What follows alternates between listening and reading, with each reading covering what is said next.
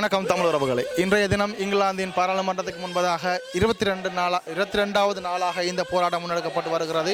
பல கோரிக்கைகளை இன்றைய தினம் முன்வைத்தவர்கள் இந்த போராட்டத்தினை மேற்கொண்டிருக்கிறார்கள். இந்த போராட்டத்தினை ஏற்பாடு செய்திருக்கின்றவர்கள் யாருன்னு சொல்லி பார்த்தால் நாடு கடந்த தமிழ் அரசாங்கம் இந்த போராட்டத்தினை முன்வைத்திருக்கிறார்கள்.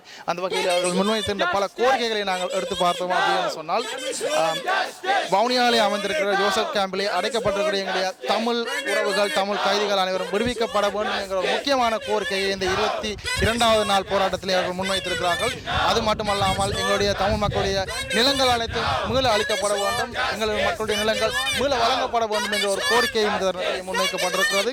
அது மாத்திரமல்லாமல் இலங்கை அரசுக்கு போர்க்குற்றம் சார்பான அந்த கோரிக்கையினை முன்வைத்திருக்கிறார்கள். அதாவது போர்க்குற்றத்துக்கான தீர்மானத்தை வழங்குவதற்கு அவர்களுக்கான கால அவகாசம் வழங்கப்படக்கூடாது என்கிற ஒரு கோரிக்கை இந்த இடத்திலே முன்வைக்கப்பட்டிருக்கிறது. அது மட்டுமல்லாமல் இங்கிலாந்தின் பிரதமருக்கு இதன் மூலமான ஒரு அழுத்தத்தினை கொடுத்து இலங்கை அரசுக்கு எதிரான தீர்மானத்தினை மேற்கொள்ளப்பட வேண்டும் என்கிற ஒரு கோரிக்கையும் இந்த இடத்திலே முன்வைக்கப்பட்டிருக்கிறது என்பதையும் நாங்கள் தெரிவித்துக் கொண்டு, அது மட்டுமல்லாமல் இந்த போராட்டத்தினை ஏற்பாடு செய்திருக்கக்கூடியவர்களிடம் இருந்து சில விடயங்களை நாங்கள் கேட்டு அவர்களிடம் இருந்த சில விஷயங்களை நாங்கள் தெரிந்து கொள்ளலாம். இதன் மூலம் எங்களுடைய தமிழ் மக்களுக்கான ஆதரவினை நாங்கள் வழங்க காத்துக் கொண்டிருக்கிறோம். எங்களுடைய தமிழ் மக்கள் அனைவரும் குவிந்து தமிழ் மக்களுக்கான ஆதரவினை தருணத்தில் வழங்கிக் கொண்டிருக்கிறார்கள் என்பதனை நாங்கள் மிகவும் ஆணித்தனமாகவும் மிகவும் பெருமையாகவும் சொல்வதில் நாங்கள் பெருமை கொள்கிறோம் என்பதையும் தெரிவித்துக் கொள்கிறோம்.